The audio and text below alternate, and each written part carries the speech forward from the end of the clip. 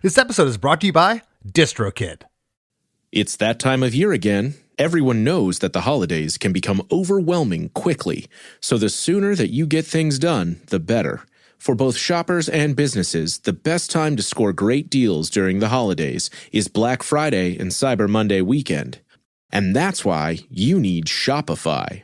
Shopify is the commerce platform behind millions of businesses around the world and 10% of all e-commerce in the U.S., from household names like Allbirds and Cowboy e-bikes to entrepreneurs who will be participating in their very first Black Friday or Cyber Monday this year. Shopify has everything you need to succeed from start to finish. First, Shopify's marketing tools help push your brand to the forefront of the chaos, no matter what platform your customers are on. Then, Shopify helps draw customers in with the ease of a convenient checkout with Shop Pay, Shopify's expedited checkout that saves customers information and reduces hassle. The best part? Shop Pay has been proven to boost conversions, meaning you see less abandoned carts and more profits. You can also stress less knowing that Shopify's award-winning customer support team is on standby 24/7 to help with any issues that arise, allowing you to get back to business as fast as possible. This Black Friday, join thousands of new entrepreneurs hearing for the first time with Shopify. Sign up for your free trial today at shopify.com/income. That's shopify.com/income. Go to shopify.com/income and make this Black Friday one to remember.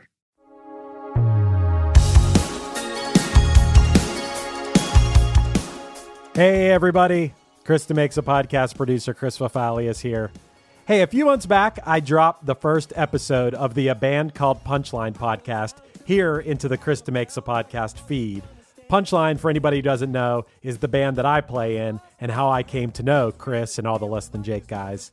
But anyway, we've been working on this documentary podcast, and I'm really proud of it from a production standpoint and an editing standpoint, and I wanted to share the second episode of it with all of you. Regardless of whether you know our band or not, I think you'll enjoy this. This particular episode is all about when we set out across the country in an old beat-up van for the first time, and I think it's a fun listen. So yeah, here you go. If this episode gets you hooked, you can subscribe to A Band Called Punchline wherever you get your pods and listen to a bunch more episodes. Enjoy.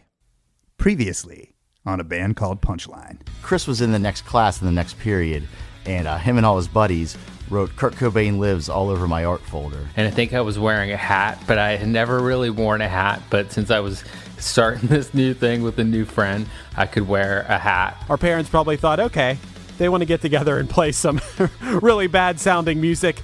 That's fine. Wow, people were actually kind of into this. I don't feel like we quite got the guidance that I wish we would have had on that first album. I would say that this night at Cool Pepper's Hot House changed the course of our lives forever.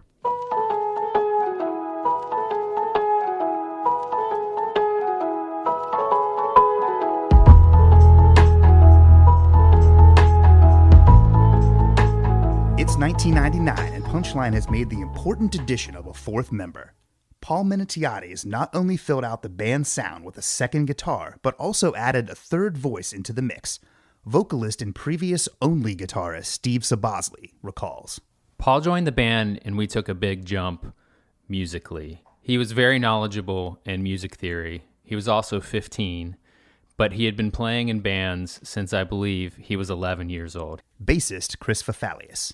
Even though Paul was a few years younger than us, he had more years of experience in music than we did. We were all self-taught and for the most part started taking music more seriously in our teens, whereas Paul had been involved in musical theater since he was a little kid and played in bands since he was like 10 or 11 years old. The first practice, it was at PJ's house. Paul came and we were all very excited. And now we had 2 guitar players, 3 vocalists, and a world of musical wonder at our fingertips.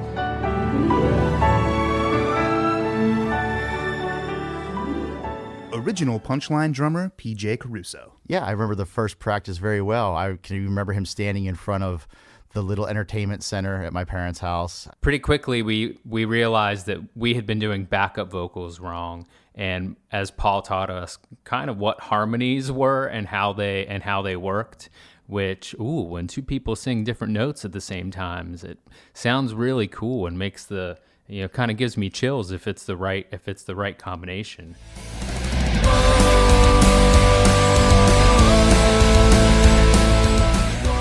Learning to harmonize with each other instead of just always doubling each other, that was a real game changer for Punchline, because that became one of the things that we were known for as a band. Harms are one of my favorite things in the world. It's a really precious thing, and that whole thing started for me at that first practice. Paul Minitiades remembers. I too have very fond memories of that first practice, and I also remember thinking that this is a far drive, Belle Vernon, but a drive that I eventually got used to, and a beautiful area, of course. Belle Vernon, which is French for beautiful green, is a borough situated along the idyllic Monongahela River in southwestern Pennsylvania. Established in 1813 by the Spears family, what locals refer to as Belle Vernon also includes Washington Township, Fayette City, North Belle Vernon, and Rostraver Township, all of which are part of the Belle Vernon Area School District. The 42.2 square miles surrounding Belle Vernon are home to over 20,000 residents. Visitors to Belle Vernon will want to check out Jake's Pizza and the Foster House King Sandwich, or stop by Bill's Golf Land to work on your drive. Belle Vernon, birthplace of Punchline, a great place to live. These guys had working equipment. They had a nice area, air conditioned, to practice in, and practice was fun, and they were good at their instruments and super happy to have me there, and it was great. I don't personally remember a lot about that first practice as a 4-piece, but I do remember that we wrote Here Goes Nothing, which is cool that at that first practice, we wrote the first Punchline song that I can still listen to today without cringing. I can remember Paul playing the lead, and that was like the first time we had a second guitar, and I thought, oh man, we sound like the Get Up Kids now.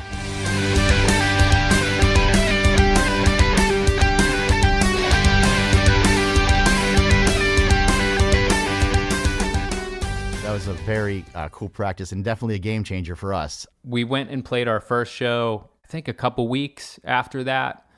It was in West Virginia, outside of Charleston. Nitro, West Virginia. First show we played as a 4-piece. A fella named Dana White, not the guy from the UFC, but a guy who had a cool zine. It was called Corn Zine. He would bring us down there, and the shows were all really good. Very diverse styles, played with a lot of hardcore bands. We played with a great ska band from that area called 69 Fingers. West Virginia gets made fun of a lot as a state, but I gotta say, we've played great shows and met a lot of great people there over the years, and it was a real cornerstone of traveling regionally and playing shows at this time. It was pretty fitting that we played our first show as a 4-piece in wild, wonderful West Virginia. I think the place was called Night Owls. They had a checkerboard floor. I remember playing, and it felt like we're a different band now. I remember feeling confident that we were like a good band, and I think I kind of felt that from the audience at that show. I met friends that I have to this day, like Mike Withrow. I literally hung out with him yesterday. Hey, my name is Mike Withrow. I remember Punchline coming up, and it's everybody just kind of being blown away once they started. It was just kind of like a jaw-dropping experience for real. The people in the crowd, they were enjoying it, and they were into it. It was a nice little crowd, if I remember right. But we were super thrilled and super excited, and it really felt like things are going to happen with this.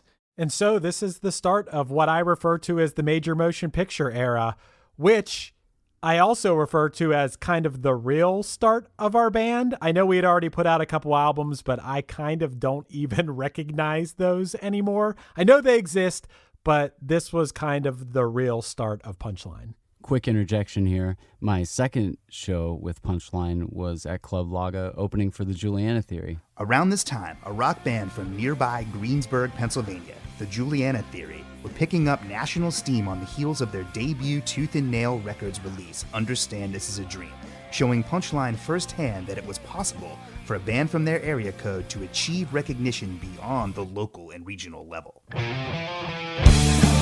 your mom to make us lunch now, 'cause we worked up an appetite. This would have been the fall of the year 2000.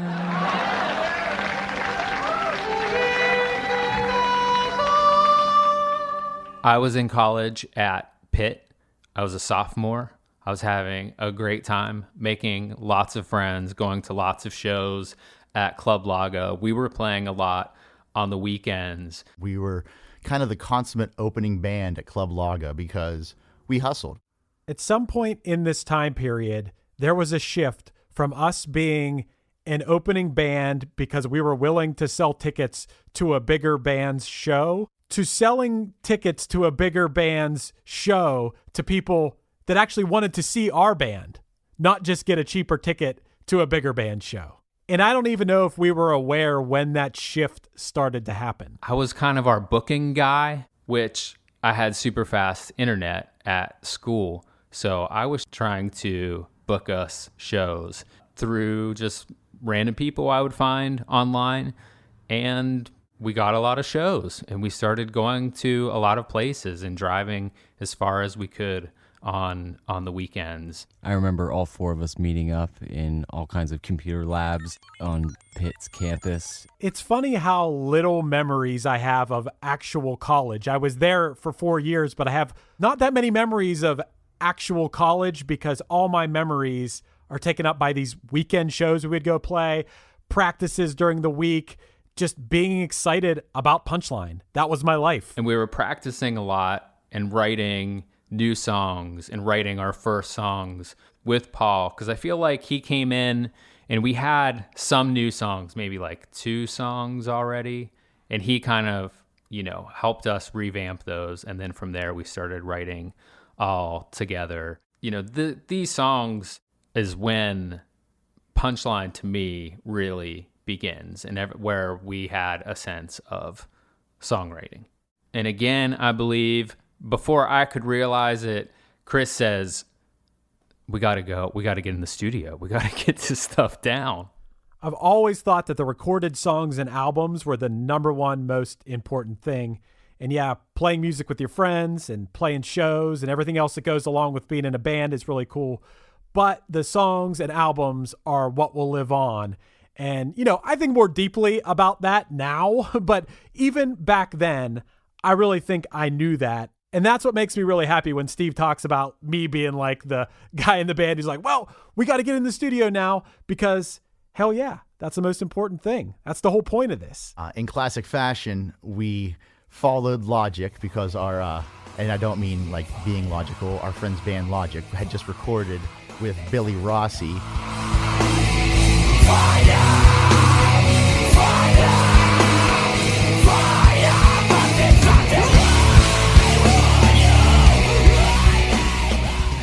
It sounded great, and we just basically did whatever they did. All right, where are we going to go? Let's go to Billy Rossi at Soundscape Studios in McKeesport, Pennsylvania. Half an hour away. Not bad.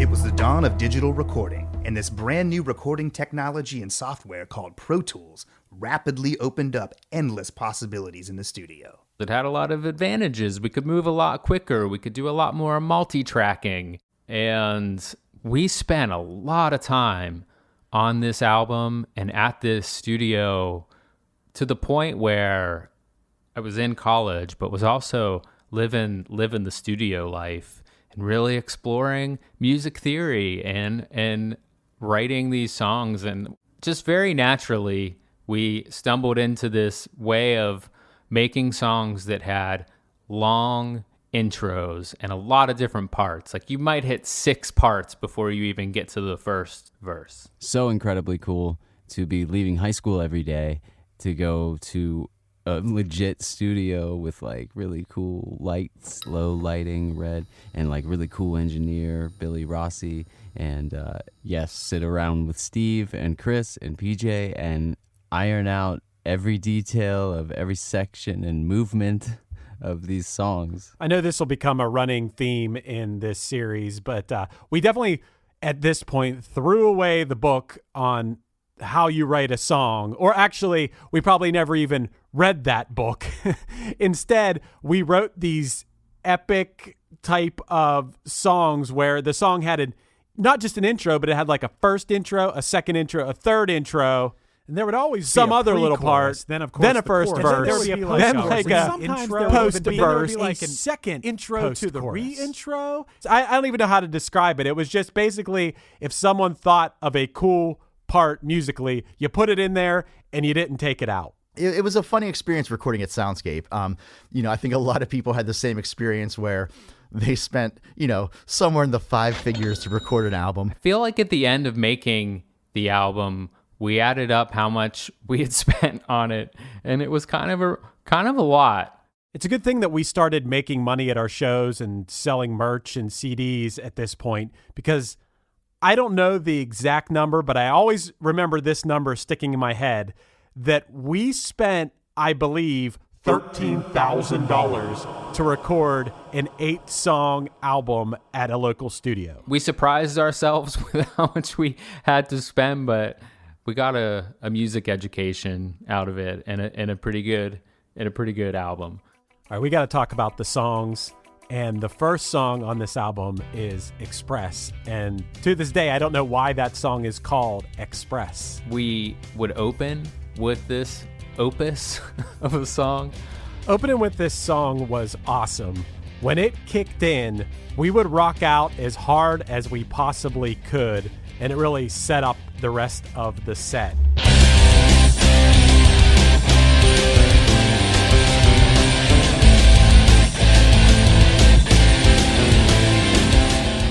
It was the best feeling. Set the tone on the album for having 90 seconds to 5 minutes before vocals come in, which I'm not knocking. I love it. I just think it's unique, and I don't think we realized that we were doing it at the time. I can't even tell you how many times I gave myself at least a mild case of whiplash while headbanging to the intro of that song when we played it. Playing Express, there was something about the end of that song when it kicked in that no other moment in any of our songs has given me that feeling on stage, that is like this perfect rush of feeling the song, and just it's this wave of I guess happiness. Oh man, when we would play Express live, watch out. I think we would rock out so hard that it stopped mattering that we were in time with the song or our bodies or any of that. I guess PJ would have to be the exception for that. Don't get me wrong. I mean, he was definitely putting every ounce of energy he had into it.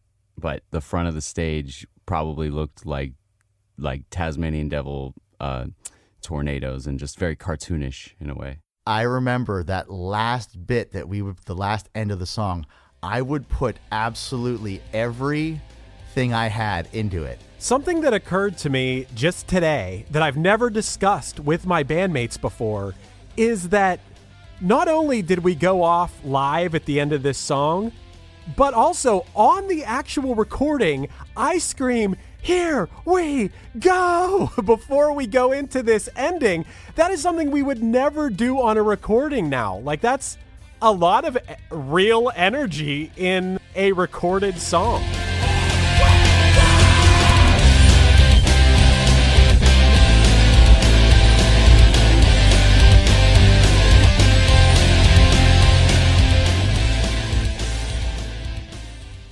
I remember being in between classes, and I had an idea for a song in my head, which that was kind of new, and I'd always written like with a guitar in my hand, but some idea like just came to me, and it was the beginning of the song I Don't Know.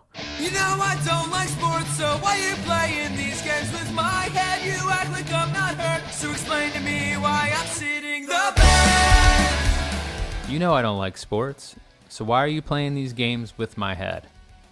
This is the grand thought, the vision that came to me. Yeah, while the lyrics to the beginning of track 2, I Don't Know, yeah, while they may be silly and, elementary, I mean, we were young. And while that might just be like a kind of a trope of like younger people, like, young rockers, like not being into sports, it was certainly true for me. I mean, it's not like, when you're young and you're playing music and you're passionate about it, I mean, it's kind of like just nothing matters.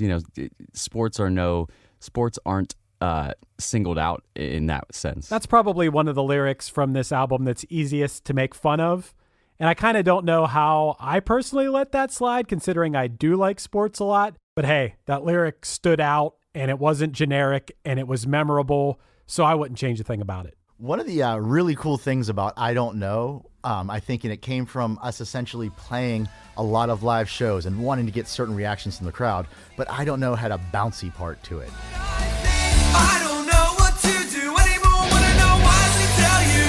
No time to think, no time to... Probably the first time I think that we ever had a part of a song that cut out to just vocals and drums. In hindsight, it seems like with I Don't Know, we started to get a grasp of writing songs for our listeners. It's pretty cool to think that back then, before you recorded most songs, you had played them a lot of times live at shows and at practice, and you'd really crafted them and worked them out in a live setting.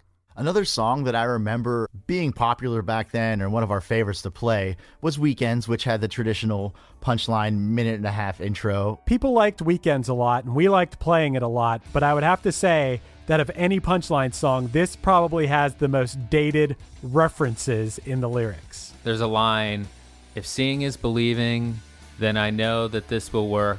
ICQ and AOL, but it'll still be hard at first. Before there was text messaging, and even before I had AOL Instant Messenger, I had ICQ. And anyone who had ICQ knew the sound that it made when you got a message. And it was an awesome way to talk to your friends or talk to girls or talk to whoever on your computer at college. Weekends is definitely a cool song. Definitely the first punchline song that it kind of plays around with notes outside of the scale, accidentals. In this song specifically, we kind of feature what's called the flat 7.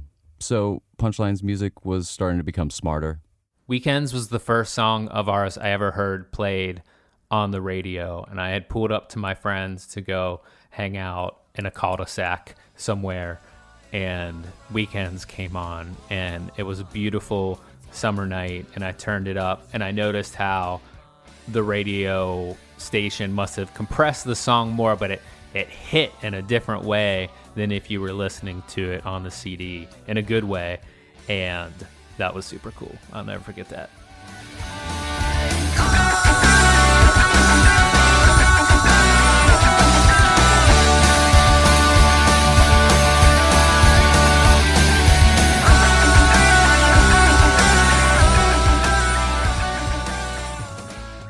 Here Goes Nothing was the first song we worked on with Paul. We were like little kids with a new toy once we started harmonizing, and Here Goes Nothing was the first song that we wrote as a 4-piece, and there's harmonies all over that song. There was this one section, I guess it was the pre-chorus, and it was just a harmony. We were just saying whoa through it, but it worked.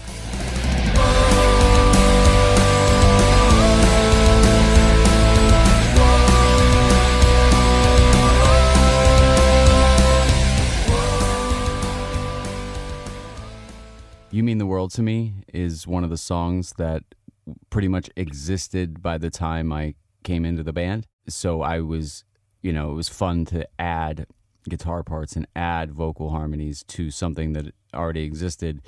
It's just as fun as writing a song from scratch, to me at least. So You Mean the World to Me was one of the few songs in Punchline that I actually wrote some lyrics to. I actually had a date on Valentine's Day with somebody, and it went great. And then I literally came home, sat down at my Dell computer with a giant CRT monitor and type this thing out. Give away that heart in your hands, because it's mine. But I left it at your door on Valentine's Day. Whoa. You mean the world to me. There's this characteristic of young bands and singing the word me, like meh. That we did at this time, and I gotta call out this song for having a meh. You Mean the World to Me has the most ridiculously silly bass line I've ever played on a song.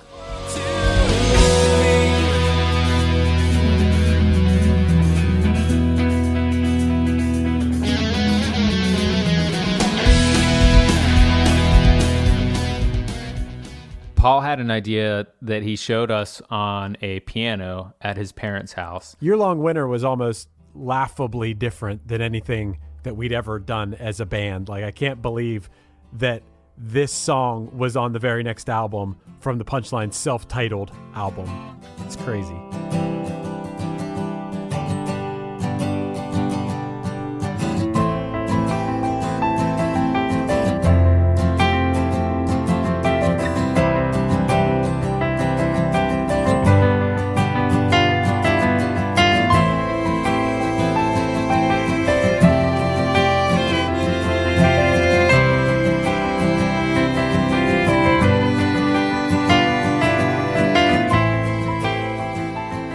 He showed us this riff on a piano and wanted to make a song out of it. And we thought, let's just make it an instrumental. And there was a girl named Liz that he went to high school with, that came to the studio, and she did some string parts. Liz was such a sweetheart for coming out and recording violins on our record. I feel kind of bad in hindsight when I think about it, and we didn't really give her much to go on. I didn't give her anything in preparation. She just showed up and listened to the song, and you know, in a very whatever, dude, just make it sound cool way. We threw her in the booth, or the live room, and Billy set up like probably a $5,000 microphone in front of her. And she went for it, and it was so good. My performance on the song is terrible. And when I hear about some of the events that people have used this song for, like, I remember there was this brother and sister in Detroit, and they said as their dad was lowered into the ground at his funeral, they played Year Long Winter. And all I can think is, that's so humbling and amazing, but man, my drums suck on that song. I'm sorry you had to bury your dad to such crappy drums. But it meant a lot to them, and it means a lot to us that people did things like that. People have told us about getting married and my wife walked down the aisle to this song. I don't know if anybody was born to it. I think that it's an instrumental in this style of music was rare, and it sounded pretty. So it got some play. It got some spins. Cold as You is one of the other songs that pretty much existed by the time I came in. And again, I had a lot of fun just coming in and enhancing something that I thought was great to begin with. The song has lots of hooks, lots of opportunity to create, to paint a picture, to be visual, to try and be visual with the music. Cold as You was the Punchline song that I think started a long tradition of us writing songs about it being cold. We had Cold as the Calendars and Icicles, and countless other songs where we talk about it being cold. That's always been a running theme for us. But I think Cold as You was the beginning of it all. Without saying a thing, all it took was for me to see you with him. Pack my bags and move to Alaska, where it's as cold as go. What am I supposed to do about it? I sit around and wait for you. Paul came to practice, had an idea, fretted a C major chord, and said, I've come a long, long way from the way I was that day, and I wonder, was I ever right? Was I It's been a year today since you took my heart away, and I wonder, why didn't I fight? Why didn't I fight? Lights Out was born. We mapped out the rest of the song at that practice. Quickly became our song we would play last, the show closer, the clincher. This was always a cool part of the set, the very last song where, we kind of get everybody to do the sing-along thing. PJ would stand on his drum throne and have like a choreographed, I don't know what you would call it, an interpretive dance. It's funny because when I think about that song, I don't even think about that first part of the song. And now when I go back and think about it, it's really cool to play that part at shows. And, it was the last song we always played. I remember there was a part where Paul was playing a solo where me and him would always stick our tongues out at each other.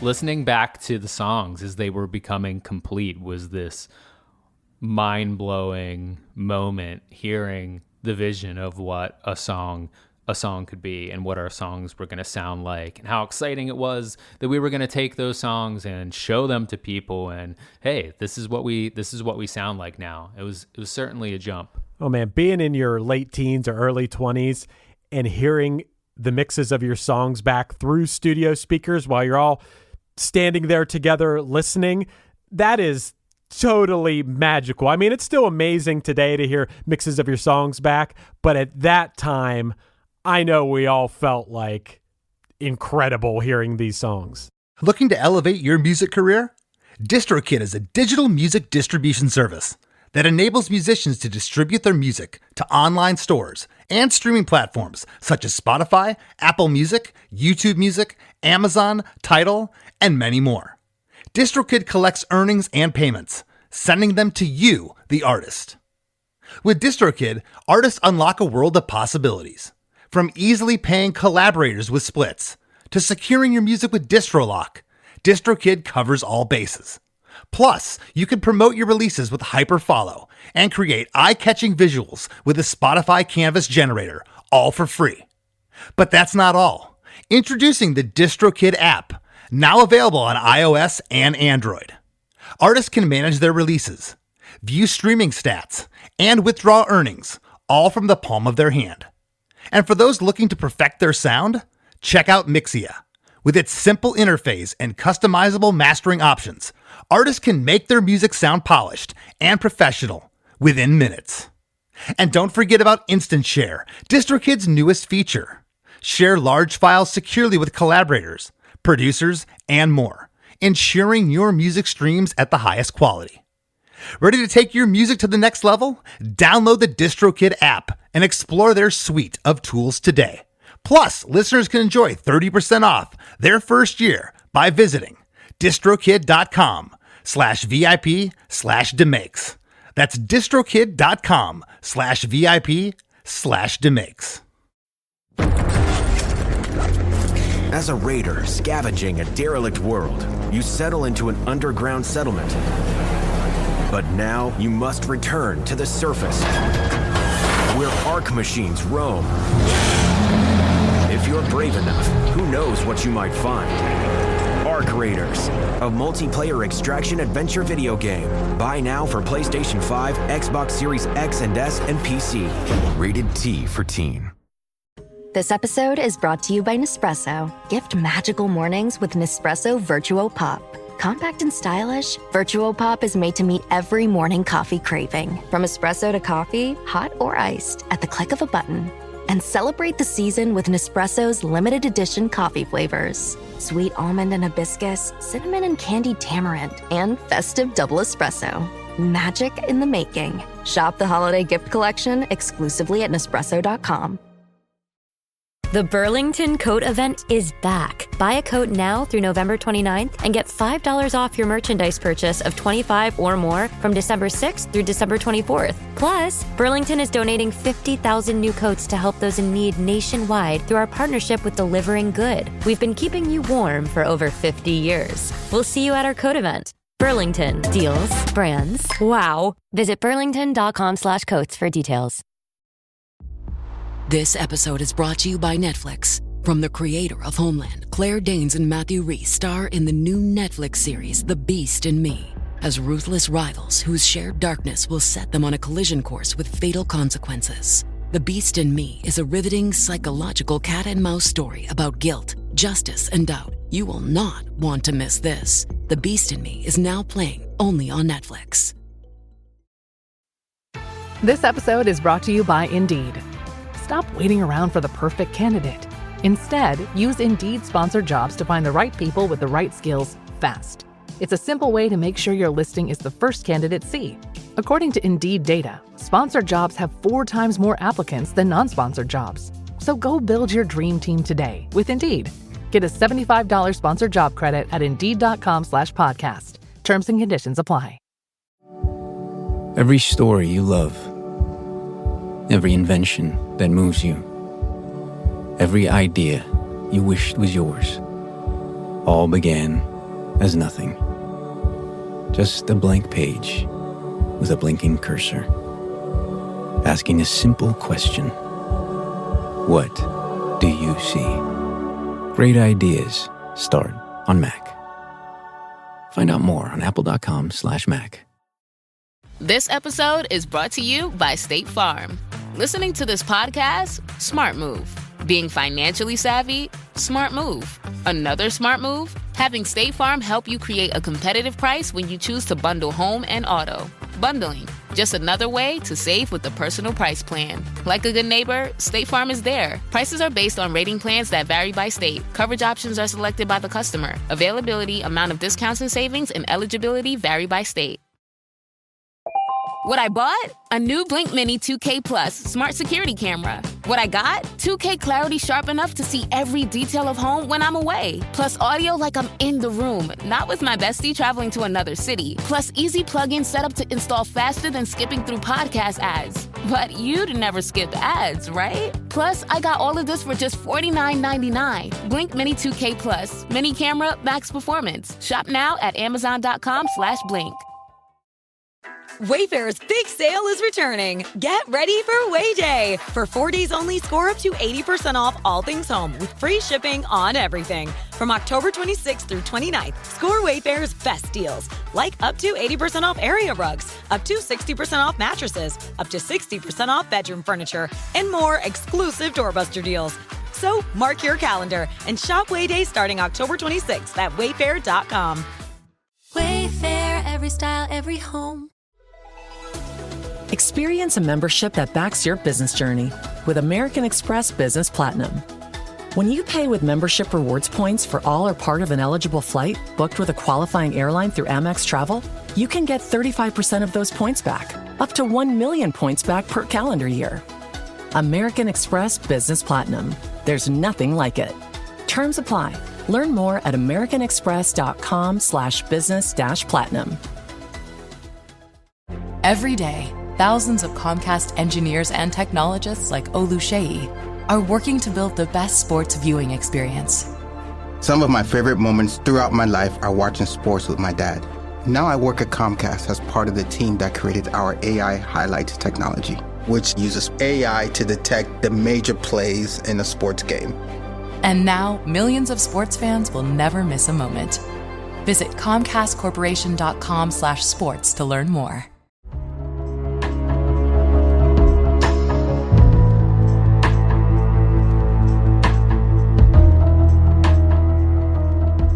With a freshly recorded album to be proud of and an upcoming summer break from school, a full U.S. tour was obviously the next step for a young and ambitious Punchline. I had a girlfriend at the time, and her brother, who I thought hated me at first, or maybe he was hard to win over, eventually And a little of what out of the blue to me said, hey, I got a van and I'm going to take you guys on tour when you want for your summer tour. Because I think I was booking a summer tour without really a plan of how we were gonna get there, how we were gonna travel. I don't know if I thought we were gonna take Chris's minivan or what the story was. We really had no idea what we were gonna do as far as transportation, but Steve's girlfriend's brother, Gavin, who we went to school with, who I wasn't like not friends with, but I wasn't particularly like close with, decided that he was going to buy this band van from his friend's dad's painting business, I think it was.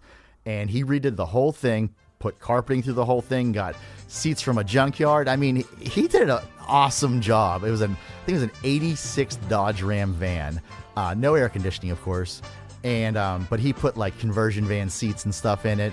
And we toured the whole country in that thing. And every time something would go wrong, we would just replace it. I remember the, first day of tour, the alternator went, and I learned how to change an alternator on a van. He showed me, and we just kind of rolled with it like that. I to this day do not understand how that van made it as far and as long as it did on that tour. But it was an awesome van and an awesome gesture for someone to do. I mean, who does that? Who just says, hey, I want to take you guys on tour and I'll drive basically the whole time. Oh, and by the way, I'll buy the van too.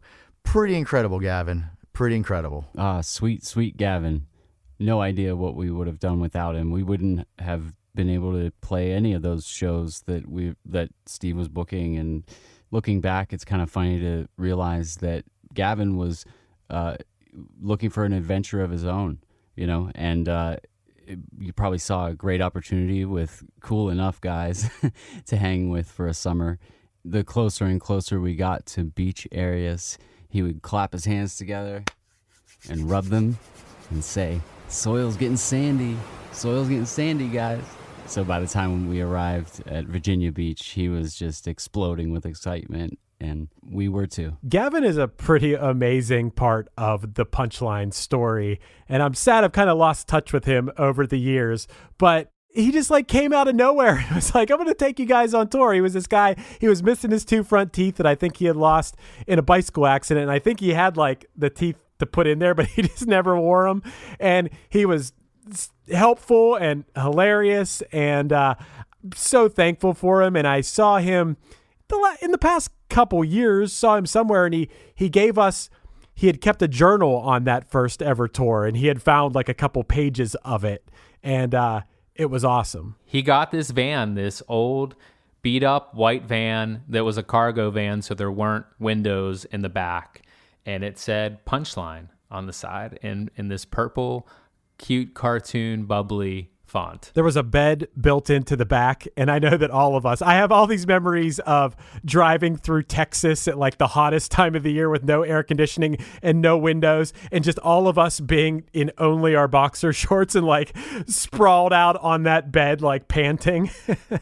We hadn't played more than 3 consecutive shows at that point, and we were setting off to go on this 2.5 month long epic tour with all these different legs of it. And let's go, baby. We're ready for this. The first show on the tour started off horribly. So, it was our big first tour, and we were packing up the van. We were in my parents' driveway and just getting all of our stuff. I think our girlfriends were there to say goodbye to us, and my parents were there and everything like that. And I remember as we were backing out of the driveway, Gavin honked the horn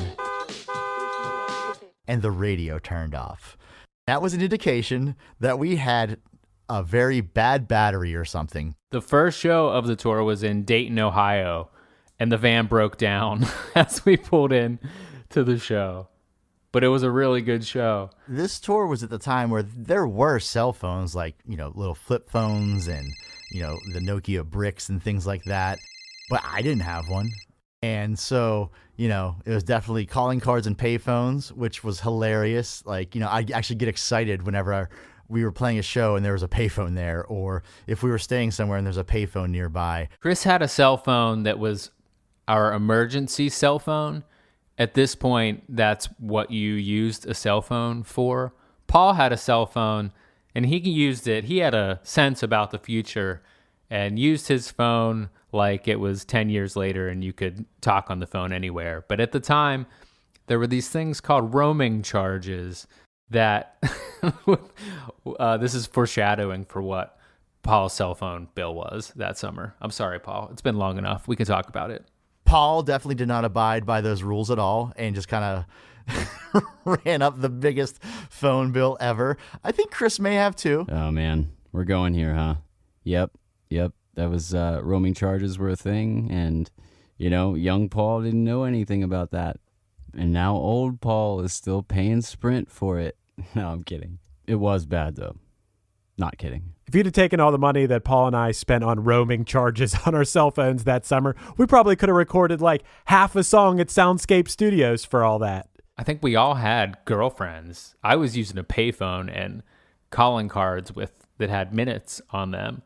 And we would we'd call home and talk and get real upset about our girlfriends. But we had each other, and then we would write literally all of our songs about that. I guess we needed inspiration for our songs and stuff. But if I could go back, not that I have any regrets, but I would tell myself, yo, man, this is not the person you're going to be with. Why don't you not have a girlfriend right now and just exist in the moment instead of worrying about like finding a payphone or being on your cell phone or whatever? We had the wildest of adventures, including breaking down in Arkansas. So there we were. I believe this was either after or before our infamous Little Rock gazebo show, in which there were 3 people at it. A homeless guy, the person putting the show on, and a punk rock kid who drove 2 hours. So we were driving, and we were actually in Hope, Arkansas, home of Bill Clinton.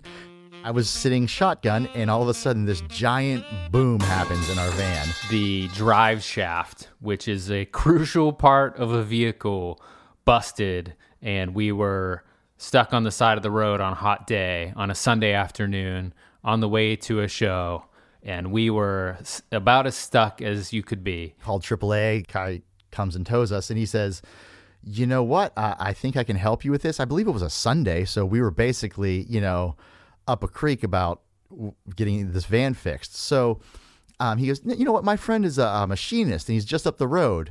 And so we actually rode in his tow truck to this fellow's house. Yeah, picture the Avery property from Making a Murderer. I remember riding in the back of a pickup truck. I think it was when we were at the guy's house and we were going out to some place where there were a bunch of cars and trucks and vans piled on top of each other. We rode in the back of that guy's pickup truck. A very Arkansas thing to do. And off in the distance, there is a Dodge Ram van or Dodge Ram truck sitting haphazardly on top of another truck.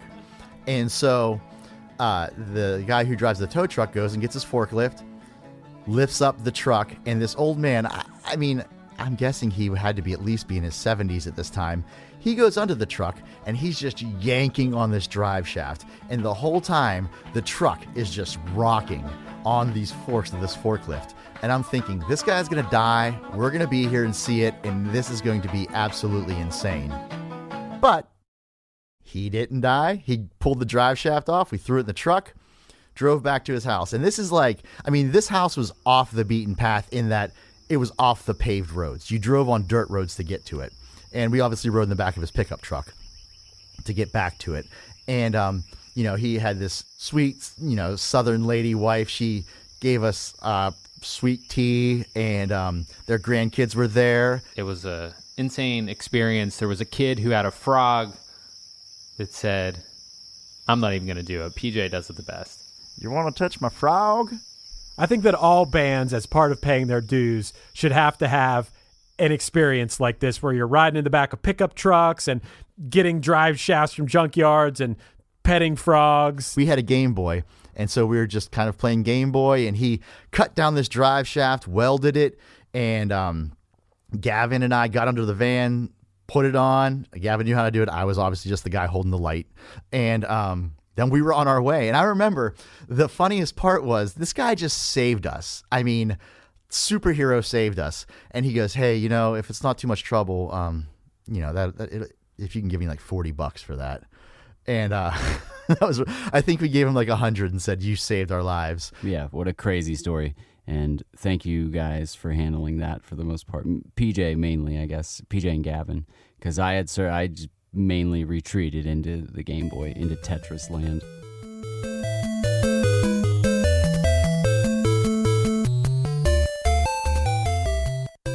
Punchline's cross-country adventure continued throughout the summer of 2001. We were trying to sleep in the van. We certainly had no money, and we were eating as cheaply as we could.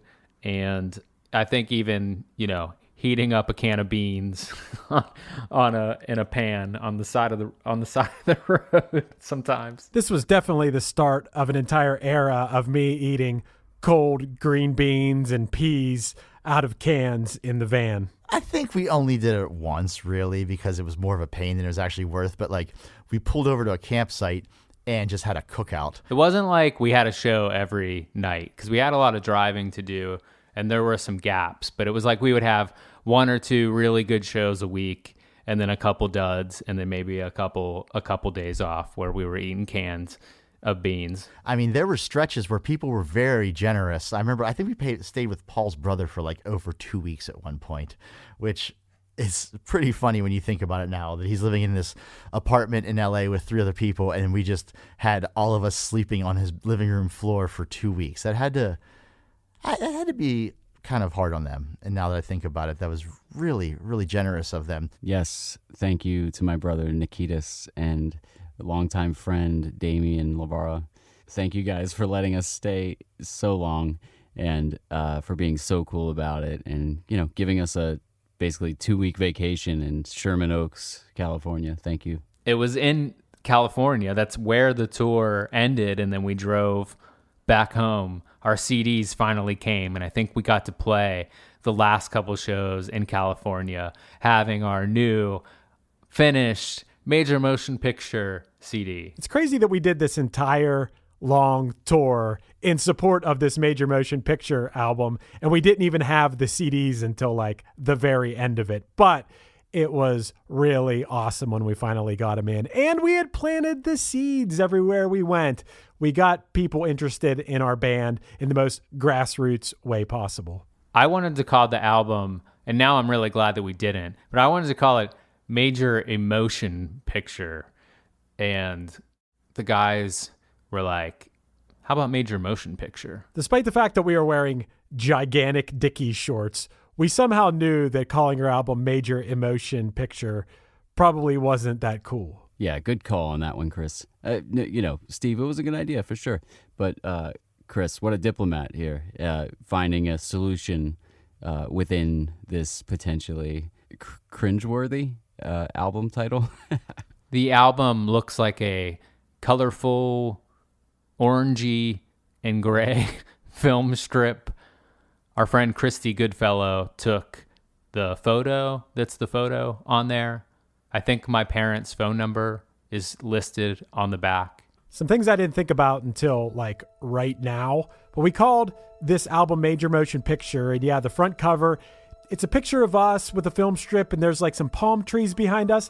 And we got these CDs when we were in California, and it kind of has a California look to it. And looking back now, this whole trip, this whole story, everything about this feels like a movie. Hopefully this eventually just becomes a movie, and then it's a self-fulfilling prophecy, which would be really cool.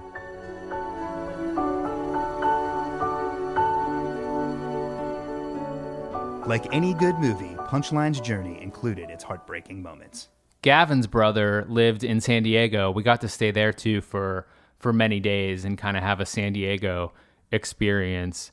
So those were the two brothers of my girlfriend at the time, which I found out, or we broke up while I was staying at her brother's with her other brother being our tour mate. And I was very, very, very upset. What did I do? What did I say to make you forget? What did I do? Lots of songs would come from this moment, and I went and got my lip pierced that day. California was kind of the end of the tour for us, and the van had just about seen its day at that point. Every time you hit the brakes, the van would stall out and you would have to restart it. But you could restart it while it was in motion. So it could be achieved. But we drove home all the way from California with it like this, and I can't believe that we made it home. The fact that we were able to go across the country and back in that van may have been something that kept our band going, because had we broke down and had to find a way back home, I don't know, maybe we would have went like, you know what, this isn't worth it. But instead, we had a big adventure, and we wanted to have more of those. But we made it, and hey, I think it was a success. We learned a lot about touring. We learned a lot about what to do with, how to treat other bands on shows, how to treat promoters, how to make connections with promoters, how to, stay at people's houses, sleep on their floors, things like that. This was all our first experience with it. And I also got my nose pierced on that tour, which was, a super punk rock thing to do, I guess. How to change alternators, drive shafts, batteries, tires, oil. That was our entire summer, and then we came back. Paul was going to be a senior in high school. Chris was going into his senior year of college, and me and PJ our junior years. I moved into an apartment for the first time. No more dorm life.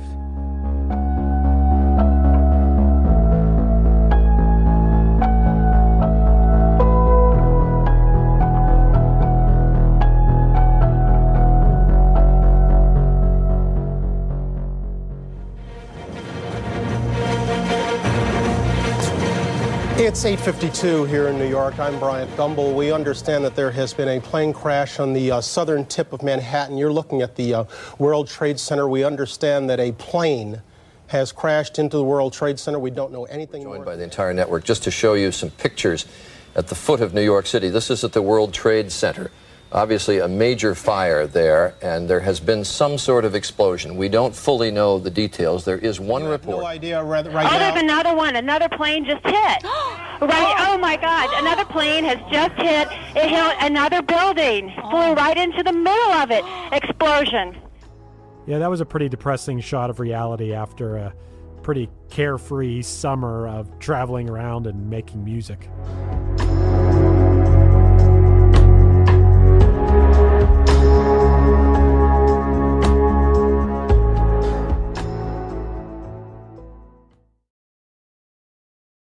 Up until this point, we were playing Pittsburgh, a good amount and making fans, but it hadn't blown up yet. We hadn't reached the tipping point. We were hustling to get every person that came to the show. And then we played the Major Motion Picture album release show, and it was packed. Current Punchline guitarist Trevor Leonard. I was in the audience at Club Laga for the Major Motion Picture release show, and I was floored. I was just so blown away by those dudes' energy, their tight performances, and yeah, I was there as a fan. And also, this was a kind of a point where, our parents were still coming to our shows at this point. At this point, I tell my parents I have a show, and they go, "Oh, that's great, have fun." But at this point, they were kind of seeing the fruits of our labor. It kind of legitimized us, I think, to them a little bit, in that they saw an entire room packed full of people singing along to the songs that we recorded. Fan-recorded audio from the Major Motion Picture release show.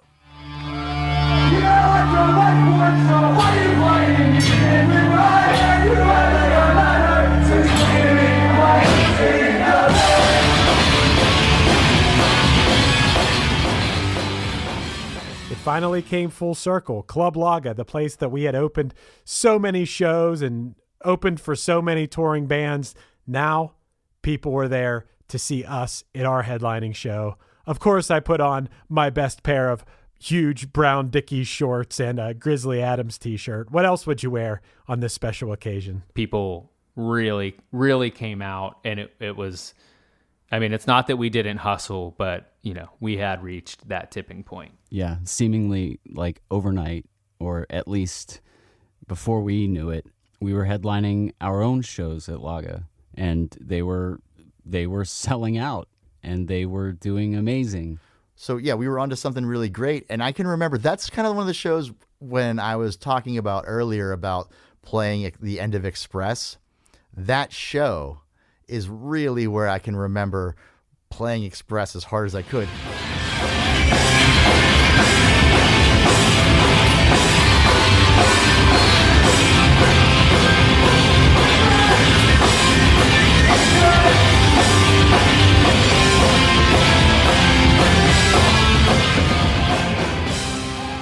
It's just another one of those landmark moments, the club that you went and saw bands play at, and then you got to play there, and now you packed it out.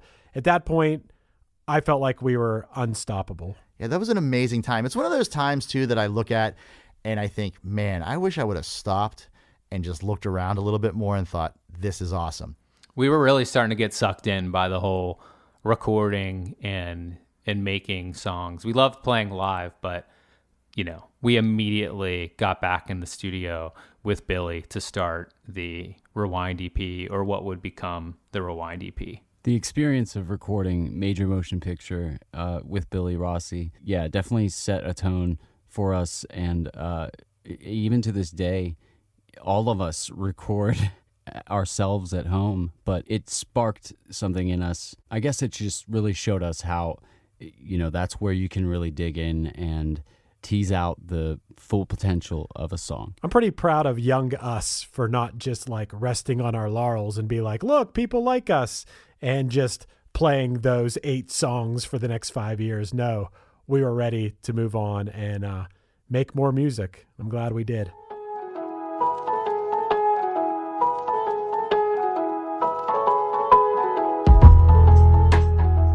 On the next episode of A Band Called Punchline. They had to make these decisions about college and everything. For me, leaving high school, I was already in the band for 2 years almost, probably, and it was super natural. I didn't have to think about anything. I think I was just worried about making music, and that was it. I had blinders on. Talking to people, handing out flyers, maybe having the old disc man with you, playing your music for people. Just promoting our band was fun. I don't think I said yes right there. Probably said would think about it and get back to you. But Fueled by Ramen was absolutely a label that we were familiar with.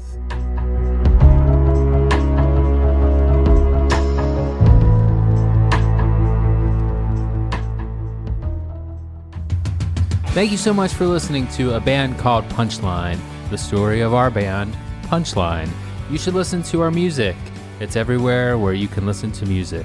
And the coolest place to listen to our music is on Bandcamp, punchline.bandcamp.com. That's where most of our stuff is anyways, and Bandcamp is an awesome way to support the bands you love. And one last thing, check out the Punchline Music Special, streaming now on Amazon Prime. The Punchline Music Special. It took us a long time to make, so you should go watch it.